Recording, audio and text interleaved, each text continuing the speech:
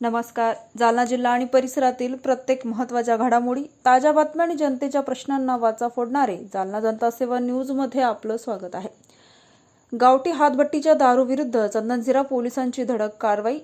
2,04,000 रुपयांचा मुद्देमाल जप्त.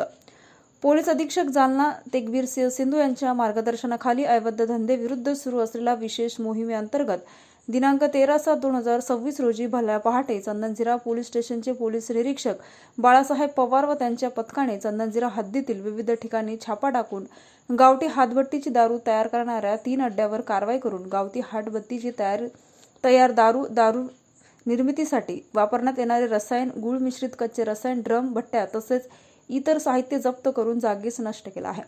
13/7/2026 रोजी भल्या पहाटे खबऱ्यांमार्फत माहिती घेऊन जालना शहरामध्ये चंदनझिरा भागामध्ये विविध ठिकाणी चालू असलेले गावठी हातभट्टे दारूची 3 अड्डे उद्ध्वस्त करून गावठी हातभट्टीची दारू तयार करण्यासाठी तयार केलेले रसायन, गूळ मिश्रित कच्चे रसायन व दारू तयार करण्याचे साहित्य असा एकूण 2,04,000 रुपये किमतीचा मुद्देमाल जप्त करून नाश केला आहे.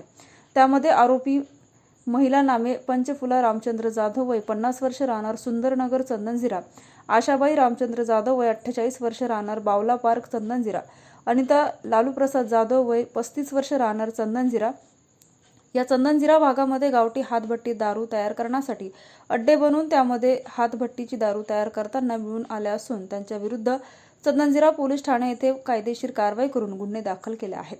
सदर कारवाई पोलीस अधीक्षक तेगबीर सिंधू, अप्पर पोलीस अधीक्षक विक्रम साळी, उपविभागीय पोलीस अधिकारी अनंत कुलकर्णी यांच्या मार्गदर्शनाखाली चंदनझिरा पोलीस ठाण्याचे पोलीस निरीक्षक बाळासाहेब पवार, रवी देशमाने, मारियो स्टॉक, प्रशांत देशमुख, राजू पवार, सतीश देशमुख, संदीप उगले, शरद पवार, संतोष वनवे, राजेश मोरे, चालक संग्रामसिंग ठाकूर, शेजूळ मेजर यांनी केले आहे. अशाच विश्वासार्ह बातम्यांसाठी आमच्या चॅनलला आता सबस्क्राईब करा.